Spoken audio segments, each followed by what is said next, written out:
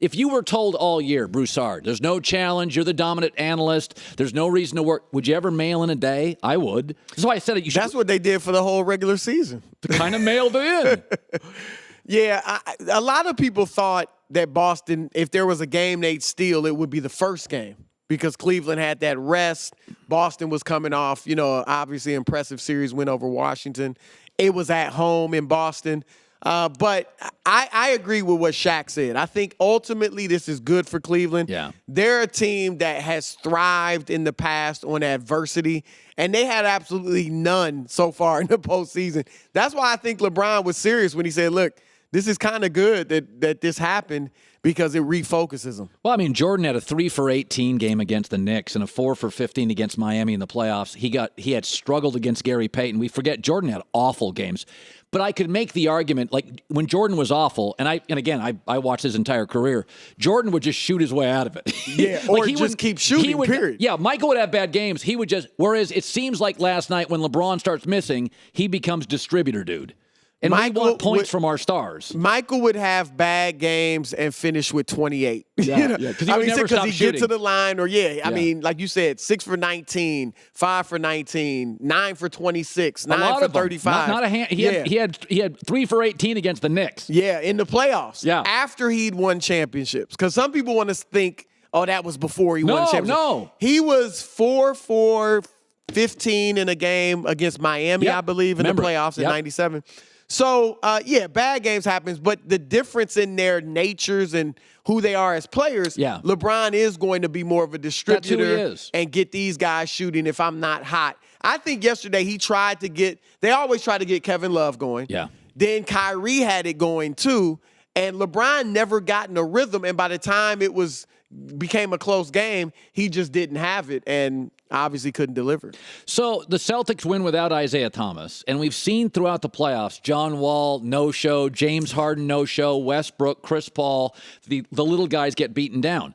There's a story out that Jackie McMullen's reporting that last year Danny Ainge was looking to move Isaiah Thomas if he could for a lottery pick, which I don't think is necessarily a bad thing. I think the Isaiah Thomas story, we like little guys. We love little dynamic guys.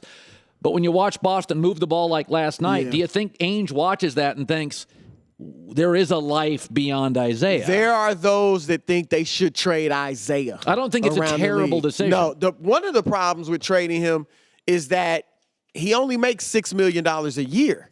And financially, deals kind of have to line up in most cases. That's coming up. Yeah, and now, look, his value will never be higher than it is now. No question. And do you want to max him out going forward? So it's a lot to think about. Look, in NBA history, only 2 normal-size point guards have led their teams to championships, Isaiah Thomas and Steph Curry. That's it. Where they were the best players on the team. So in most cases, if your best player and leading scorer is a small point guard or a normal-size point guard, you're going to be good, but you're not going to win championships. No, I nobody wants to say this because point guards are a little like fireworks shows.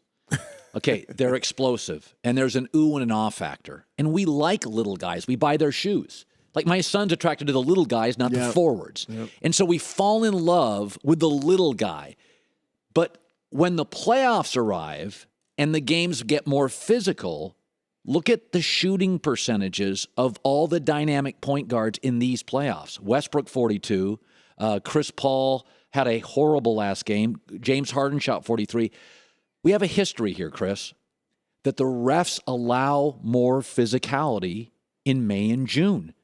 And so the little guys, I know we all fall in love with it, but I look at all these teams. If I said to you, Washington, second best player is John Wall, you would think of them as a championship team. If their first best is like a big. Yes. You even though the games become more perimeter oriented, you still need size. Golden State has Kevin Durant 7 feet tall. JaVale McGee, they have a center. LeBron is 6'9". You still need big players, and that's what Washington's missing. What are we saying Boston's missing? A Paul George. Washington, get Carmelo or get a Paul George. at least they're 6'8", 6'9" type players. And those are the guys that you need to win championships. You can't just have a bunch of small guys. Chris Broussard. Okay, let me go back to LeBron James. Do we have the bite with LeBron post-game getting feisty with a reporter for Cleveland? Kenny Rote is a long-time Cleveland guy. He's a reporter guy. I know Kenny well. Okay, so here's LeBron after the game getting kind of miffed or anything. So here we go. Couldn't get into a rhythm tonight. Is that what it was based on their defense or just not feeling it or what? No, it was just pretty poor. I mean, what do you want me to say? Yeah. Seemed like you only ask questions when we lose. It's a weird thing with you, Kenny. Always come around when we lose, I swear. So I think LeBron was having fun with him. And after when LeBron was walking away from the podium, he was looking at somebody kind of smiling. I don't know if it was Kenny Rote or not, but remember when LeBron first went to Miami, and it might have been his first game in Cleveland, and somebody asked him, "Do you have a list?" Remember, LeBron was like, yes, "The fans aren't on my list." Kenny, I believe it was Kenny Rote. He said, "You might be on the list." That's the guy he was talking to. But it is interesting. LeBron apparently had, and this is one of the things about LeBron that he is. Somebody, I don't remember who told me this once. It was a great line. He said, "We love the football coaches who we would hate as bosses. Like all the football coaches we love. Oh, I love Belichick and Saban. You'd hate them as a dad or a boss. So we like when they treat the players harshly. Yeah. But it's funny. We love the qualities of Michael Jordan that you would hate playing with him at the YMCA. He can't hit a shot. He just keeps shooting. You'd hate playing with that. He was hard on teammates. Oh, brutally. Yeah. He was horrible. But we worship. That's what we do with men. We worship. LeBron's qualities are, okay, I can't hit tonight. I want to involve my teammates. You'd want to play with a guy like that. But the other thing LeBron does, he does show this side where criticism does bother him. Now, in fairness, Michael didn't deal with social media. He just didn't. He didn't deal with close to the amount of scrutiny. Okay. He got scrutinized, but just because of technology, it wasn't even close to what it is today. 25 years ago, those guys doing sports radio didn't have Twitter, Facebook, all the stuff And it was local, right? It was very little national at that time, if any. But LeBron does have these moments that he walked off the court last night, and apparently there was a heckler, and LeBron turned to him. And that's one of the things with LeBron. I'm like, LeBron, it's a high school basketball player. That part of LeBron's always been fascinating to me, that he is still bothered by irrelevant people. LeBron, you have to know your personality. And things people or the media say can impact LeBron. Some people hear criticism and it motivates them. Yes. Some people hear criticism and they don't think twice about it. It just rolls right off of them. Some people hear criticism and it gets in your head. Yes. You start doubting. You start thinking about it. You overanalyze. Sure. And LeBron apparently is that type of person. A-Rod was that in baseball. Yeah. That he could become an overthinker, and you're like, you're A-Rod. You over what they call paralysis by analysis.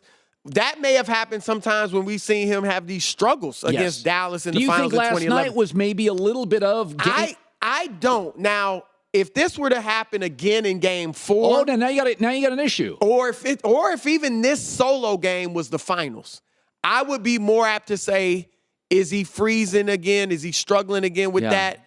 One game, I'm going to give him the benefit of the doubt. He's been so great. And this is not, to me, not a big game. I mean, they're going to win the series. But that's why LeBron's smart by going into the 0 dark 30. Because that was after the Dallas series when the playoffs started.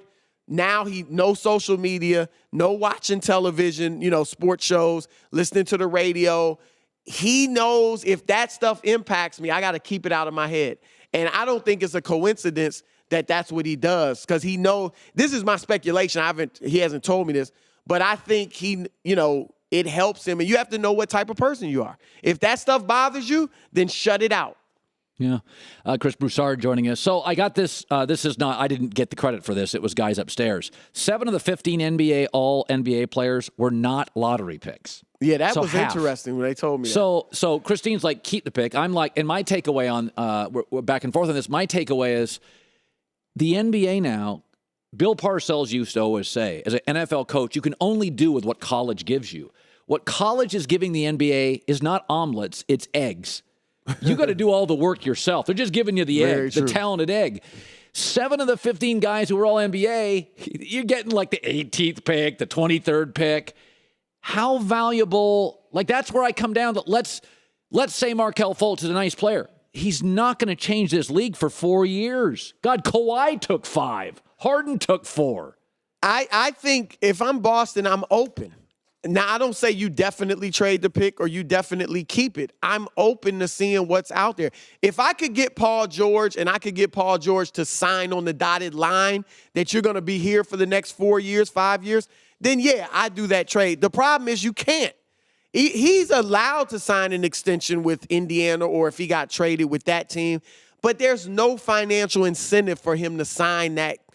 He could get like $104 million this summer. If he waited, made all NBA, he could get like $210 million or something like that. So there's no incentive for him. So even if he says to Boston, I'll stay, it's only a verbal.